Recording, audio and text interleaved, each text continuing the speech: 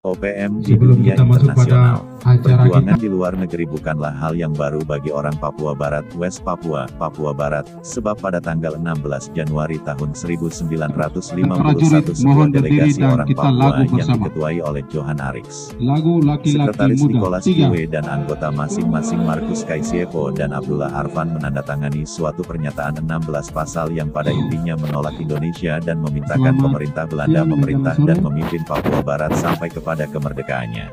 Baik, Permintaan pada bantuan kesempatan tersebut ini, ditujukan kepada pemerintah dan rakyat Belanda untuk membantu serta mendukung akan keinginan rakyat Papua.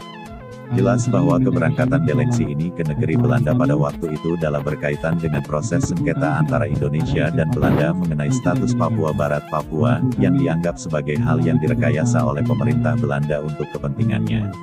Tanpa memikirkan lebih dalam bahwa pada saat itu Kita masuk pada sebenarnya telah sambutan tumbuh paham dan perasaan kepada nasionalisme Bapak Papua Barat. Sulaiman. Perjuangan Lubis. untuk Papua merdeka di luar Kepada negeri Bapak kami dimulai di persilakan. Belanda oleh Markus Kaisiepo dan Nicholas Due dan kawan-kawan serta Herman Wongsiwor di Jepang. Perjuangan ini makin tinggi pada saat pecah pemberontakan senjata oleh OPM yang dimulai di Manokwari pada tahun 1965. Berikut ini secara kronologis tentang bentuk-bentuk perjuangan yang dilakukan di luar negeri, dan bentuk perjuangan itu terutama untuk mencari dukungan politik dan mencari dukungan senjata atau bantuan persenjataan. Adapun perjuangan politik di luar negeri itu juga didasarkan pada 3 alasan sebagai berikut. Rakyat Papua ditolak dalam keseluruhannya masuk ke dalam imperialis Indonesia yang berpolitik ekspansionis yang didasarkan pada proklamasi kemerdekaan tanggal 17 Agustus tahun 1945. Secara geografis maupun secara etnologis rakyat Papua tidak termasuk Indonesia. Rakyat Papua menolak paternalisme Indonesia dan sadar diri menurut haknya yang utama atas tanah airnya sendiri. Bertolak dari ketiga alasan tersebut, maka ada 2 faktor yang penting dalam mendorong perjuangan di luar negeri, yaitu Kepercayaan itu datang dia tidak sekali. mengetahui Dan dulu karena permasalahan itu dari jangan bangsa atau rakyat Papua. Adanya informasi sepihak dari Belanda pada masa lampau dan dari Indonesia. Indonesia memberikan interpretasi atau penafsiran sendiri secara menyeluruh terhadap masa depan bangsa Papua mengenai perjanjian New York tanggal 15 Agustus tahun 1962 yang tertutup antara negeri Indonesia dan negeri Belanda, di mana Belanda dengan tangan sendiri menyerahkan kedaulatan dari rakyat Papua di luar pengetahuan mereka kepada Indonesia, bagaikan menggiring ternak. Pada mulanya kegiatan politik OPM hanya terdapat di negeri Belanda sejak Markus Kaisiepo dan Nicholas Due bersama teman-temannya. Dari negeri Belanda jaringan OPM di Eropa dipusatkan, dan sangat berorientasi ke Barat. Kemudian OPM mendapat dukungan dari kelompok akademisi senior beraliran Marxis di Universitas Stockholm, Swedia terhadap gerakan-gerakan pembebasan di seluruh dunia, di mana OPM membuka kantornya pada tahun 1972 dan kemudian OPM mendapat dukungan-dukungan yang secara terbuka dalam forum-forum internasional yang kemudian oleh dorongan beberapa negara Afrika Hitam OPM membuka perwakilannya di Dakar, Senegal pada tahun 1976. Sampai tahun 1984 perwakilan OPM di Senegal masih dipertahankan. Selain terdapat perbedaan yang jelas antara OPM di negeri Belanda dan perwakilannya di Stockholm dan Dakar, juga terdapat perbedaan pendapat antara Kaisiepo dan Due mengenai strategi yang harus ditempuh oleh OPM untuk mencapai tujuannya. Kaisiepo yang adalah presiden pertama dari pemerintah Papua Barat di pengasingan menganut garis keras di mana ia berpendapat bahwa OPM harus menggunakan senjata untuk mencapai tujuannya. Oleh karena itu, Kaisiepo mendorong OPM untuk bekerja sama dengan Yayasan Dor de Ewentro dari negeri Belanda yang selama ini membiayai pemerintah Republik Maluku Selatan RMS dalam pengasingan di bawah pimpinan Ir. Manusama. Untuk itu Kaisiepo mendapat dukungan dari Herman Wongsiwor yang menempuh jalan perjuangan secara langsung. Sebaliknya Due berusaha untuk menjauhkan OPM dari RMS, di mana Due lebih suka menempuh jalan diplomasi dengan kalangan internasional. Pandangan ini muncul setelah Due kembali dari perjalanannya dari PNG pada bulan Desember tahun 1974 hingga Februari tahun 1975, di mana pada kesempatan itu ia sempat bertukar pikiran dengan Michael Somare dan Maori Kiki namun tidak mendapat dukungan sepenuhnya sebagaimana harapannya. Due juga menolak kebijakan Yayasan Dor de Ewentro yang menghendaki persatuan perjuangan antara RMS dan OPM di bawah Panji, Persekutuan Melanesia. Jue juga tetap berpandangan pro-Barat dan ingin membuka dialog dengan Republik Indonesia mengenai Papua Barat, dan untuk itu pada tanggal 25 Juli tahun 1973 ia menulis surat kepada Presiden Soeharto. Berbeda dengan OPM di negeri Belanda, maka perwakilan OPM di Stockholm dan Dakar dipimpin oleh tokoh-tokoh yang lebih muda antara lain, Ben Tanggahma dan Saul Hindom. Karena mereka beraliran neo-Marxis, maka mereka mendapat bantuan dari kelompok kiri di Swedia dan Senegal. Presiden Senghor dari Senegal pada waktu itu memberikan dukungan sepenuhnya pada OPM dengan menyalurkan dana-dana swasta. Beberapa negara kelompok Brazzaville 13 yang tidak mendukung Indonesia dalam sengketa awal tahun 1960-an, juga memberikan dukungan kepada OPM melalui Ben Tanggahma. Dukungan oleh Presiden Senegal itu didasarkan atas prinsip pribadinya sebagai tokoh dalam memajukan kebudayaan, Negrito, yang tidak saja terdapat di Afrika. Pada tanggal 1 Juli tahun 1975 tepatnya didirikan kantor penerangan OPM di Dakar dengan nama Information and Coordination Office of the Provisional Government of the Republic of West Papua, New Guinea yang dikepalai oleh Ben Tanggahma. Tema utama dari kampanye OPM di Afrika adalah bahwa bangsa Papua adalah etnis yang termasuk bangsa Negroid. Jelas bahwa tujuan mereka adalah untuk menjadi dukungan bagi pengakuan di PBB sebagai National Liberation Movement, yang disejajarkan dengan gerakan kemerdekaan Namibia, SWAPO dan sebagainya. Kemudian dalam suatu wawancara khusus dengan majalah Senegal Le Soleil, Tanggahma mengatakan antara lain, Papua ingin menarik pengalaman dari Afrika mengenai dekolonisasi. Perjuangan OPM untuk merdeka sama dengan keadaan perjuangan negara-negara bekas jajahan Portugis di Angola, Guinea-Bissau dan Mozambik.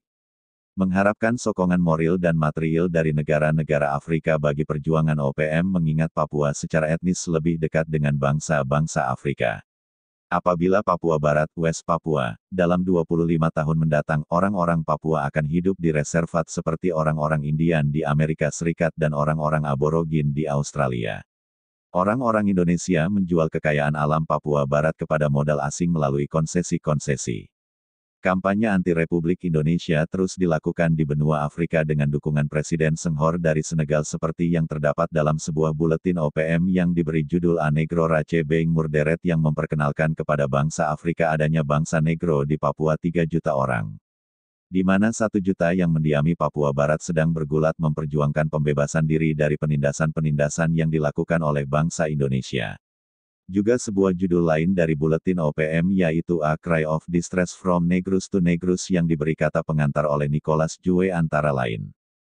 Saudara-saudari di Afrika, apakah Anda tahu, saudara-saudari di Afrika bahwa Pulau New Guinea adalah yang terbesar di dunia setelah Greenland dan situasi di Pasifik di mana didiami oleh 3 juta orang Negro?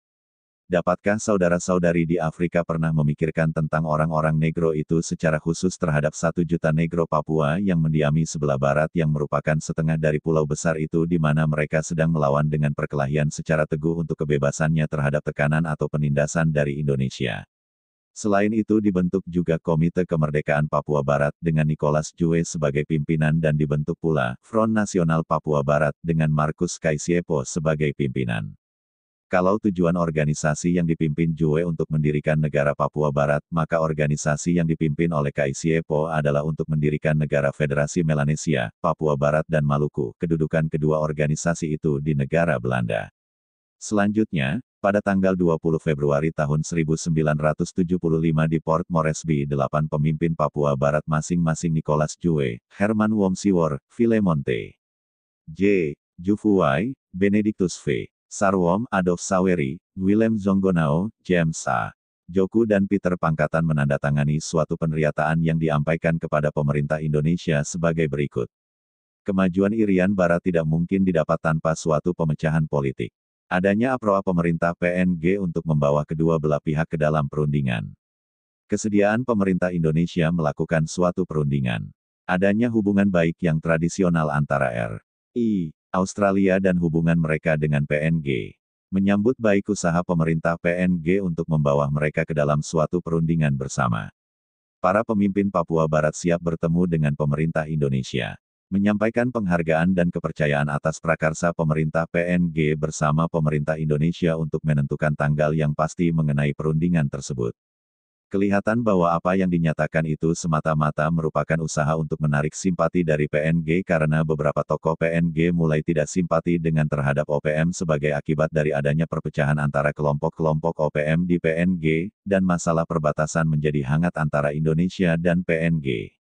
Kelompok pimpinan N.P. Nere berpendapat bahwa perjuangan OPM harus tunduk pada PNG. Sebaliknya kelompok pimpinan Eliezer Hamadi berpendapat bahwa perjuangan OPM terus dilanjutkan. Kelompok Eliezer Hamadi kemudian merencanakan suatu kegiatan demonstrasi anti-Indonesia pada saat kunjungan Menteri Luar Negeri Indonesia Adam Malik ke Port Moresby. Namun aksi ini tidak terlaksana karena pemerintah PNG lebih dulu mengetahui dan melakukan ancaman terhadap OPM. Tidak simpatinya beberapa tokoh PNG terhadap OPM antara lain setelah mereka melihat bahwa kehadiran OPM di PNG menimbulkan banyak masalah baik dari segi pembiayaan hidup para pengungsi, gangguan di sepanjang perbatasan dan mereka sendiri sedang sibuk dengan persiapan kemerdekaan dan pengisian kemerdekaannya, sekalipun solidaritas etnis Papua masih ada dan tidak hilang dari pikiran dan perasaan mereka.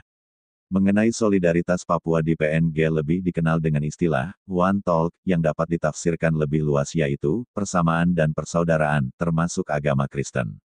Selanjutnya mengenai masalah perbatasan, maka dengan sepeninggalnya Rumkorem ke Yunani dan Jacob Pry ke Swedia, maka kegiatan Rumkorem dengan markas Victoria dilanjutkan oleh Uria Robert Joweni, sedangkan kegiatan Pry dilanjutkan oleh Otto Ondo Wame, Marten Tabu. Pembentukan Kodap. Sejak awal perjuangan rakyat Papua pada tanggal 26 Juli tahun 1965, semangat dan semarak revolusi perjuangan kedaulatan Papua Barat demi menggapai cita-cita untuk menjadi sebuah bangsa yang bernegara Papua Barat ini telah mengorganisir dirinya masing-masing hampir di seluruh pelosok Papua, tanpa kesepahaman dan kesepakatan umum. Tentara Papua Barat melakukan perlawanan terhadap penjajahan RI hampir 7 tahun, terhitung tanggal 26 Juli tahun 1965 hingga pasca proklamasi kemerdekaan di Waris Raya tanggal 1 Juli tahun 1971. Tanda seru. Dalam proklamasi kemerdekaan di Waris Raya inilah tentara pembela